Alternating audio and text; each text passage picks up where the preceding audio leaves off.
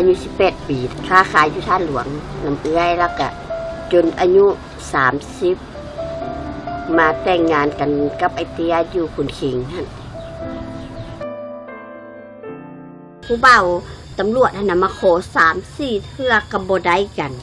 บัดไอเตียนี่หัวเพิ่นหัวค่อยก็หัวใส่เราแล้วก็บาดแล้วก็เอาอีหลีแล้วก็เอาก็ได้ไปอยู่น้ำลาวนั่นแหละบ่หัวเป็นทหารเมียกับอาชีพค้าขายอะไรถ้าตึงเงินผัวแล้วก็บ่มีฮอดเงินสิกินแล้วก็เมียก็ไปหาเพิ่ม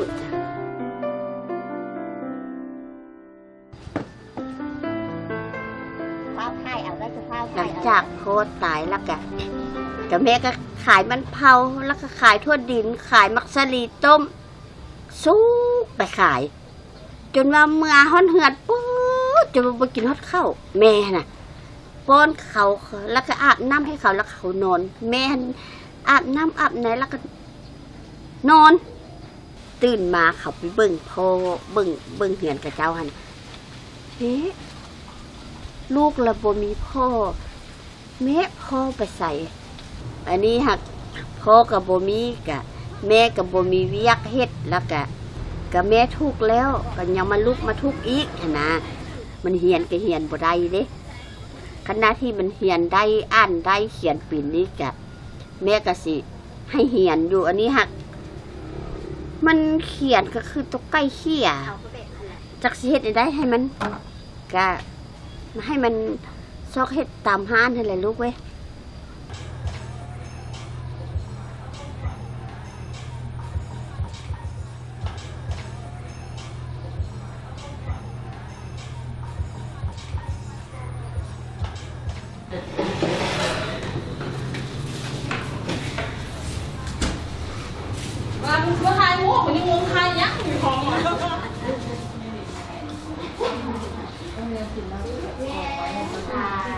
เสิร์ฟน้ำเสิร์ฟจอดแล้วก็เสิร์ฟพักแล้วก็เก็บถ้วยกองเก็บถ้วยแล้ว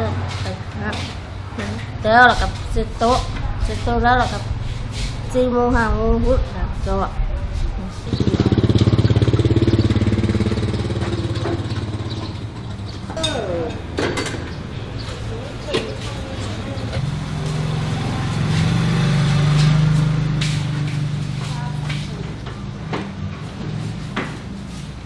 ซอยถามเพื่อนว่านึ่งข้าวแม่กินข้าวหรอเพราะว่ายังไม่กินข้าวหรอกจินึ่งเอาเพื่อนว่าจะกินยังอยากกินปนปลาบ่อยากซื้อยังนะ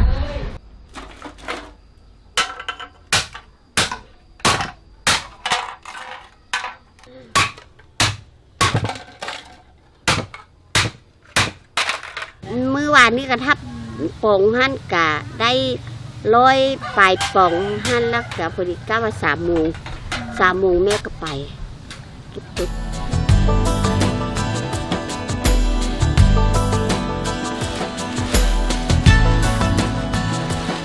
ไปก่อน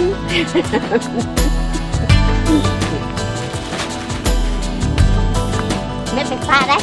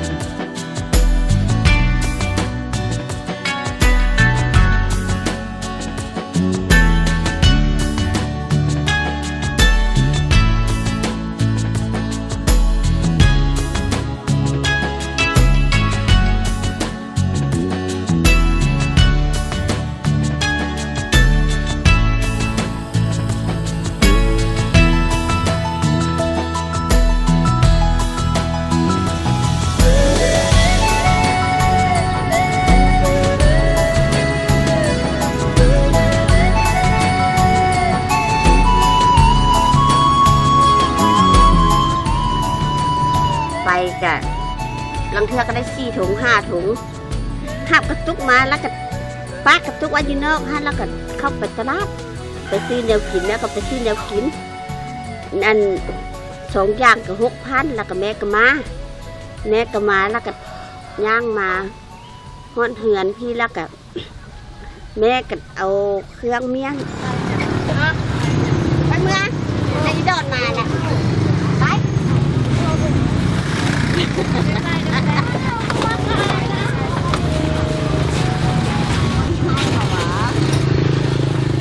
คนปฏิเสธว่าทอดเขาโอ้น้ำใจกันไป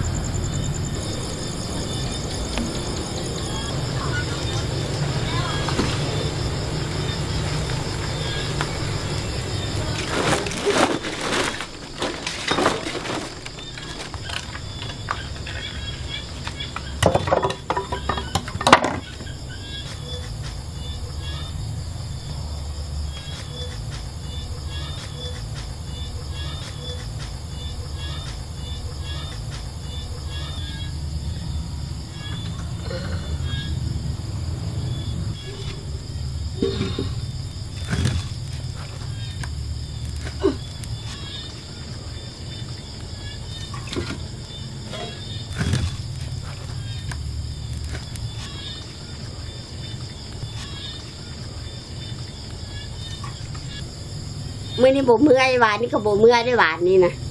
แต่พาดแบบเมื่อยจนบ่กินฮอดข้าวกินแต่น้ำคันบ่หาก็บ่มีเงินกินหั่นเด้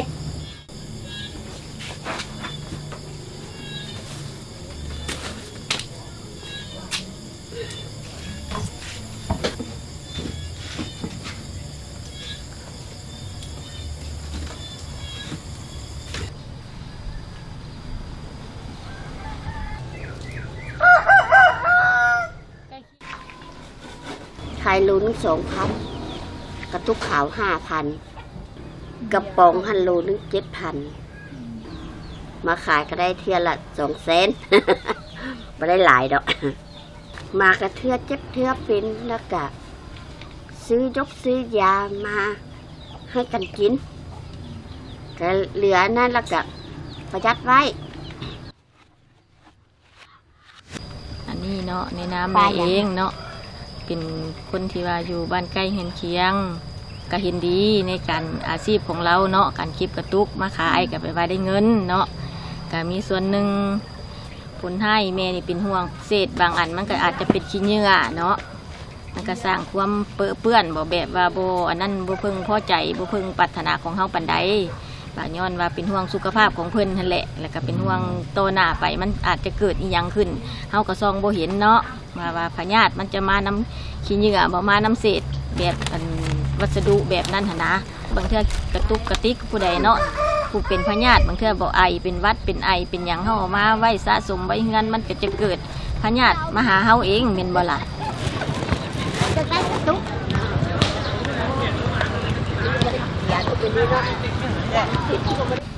กระดุมันเรื่องคนดุมันเป็นดุมันมีความอดทนดีเก็บกอมหอมลิดได้เงินได้คำมาเท่าใดก็เป็นเก็บเมียนผู้ให้เฟื่อนให้ไฟไปทางใดว่าฉันต่อไปสมกับเราหาแต่ว่าพี่น้องอยากได้เราก็เป็นเราใจกว้างน้ำพี่น้ำน้องได้ลูกหลานอยากได้อยากยืมเราก็ให้ยืมเขายืมหลานยืมก็ให้หลานเพิ่นไปบ่ได้เฮ็ดบ่ได้มันจะเป็นหนี้เขาแล้วมายืมก็2-3 ล้านเอาให้หั่นน่ะแม่ว่าผมคิดหั่นแม่เหลือเอาให้ลูกแล้วหั่นน่ะเหลือนั่นแหละแม่สิขายกระตุก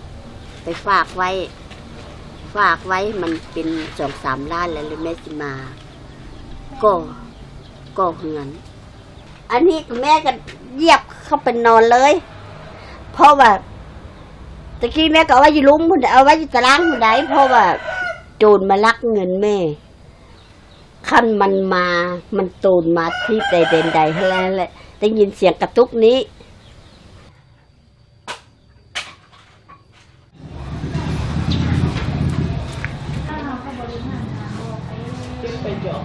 จังได๋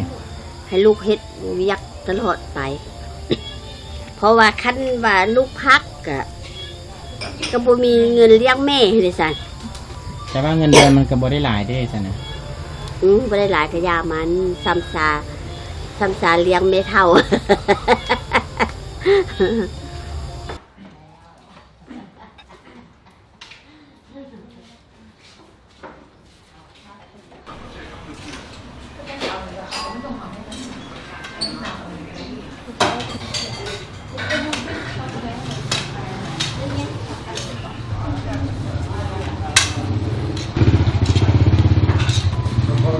บางเทื่อเฮาคิดว่าบางเทื่อนี่มีความสงสารเขาเจ้าเด้ว่าเขาเจ้าคือสิทุกข์อีหลีอีหลอนะที่จริงแล้วก็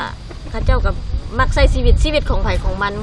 ความมักของไผของมันอาชีพของไผของมันอันตัวนี้นะเนาะอาชีพตัวนี้มันก็เป็นอาชีพที่สุจริตอันหนึ่งว่าซั่นเถอะไปแต่ว่าสังคมเฮาส่วนหลายมันจะบ่ยอมรับซื่อๆถ้าเฮาเบิ่งลึกๆไปแล้วมันอาชีพตัวนี้มันดี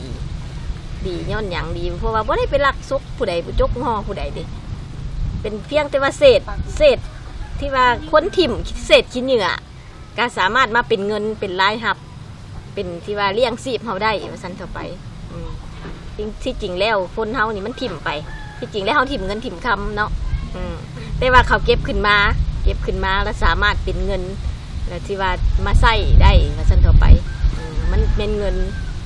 แล้วก็มันก็ดีต่อสิ่งแวดล้อมอีก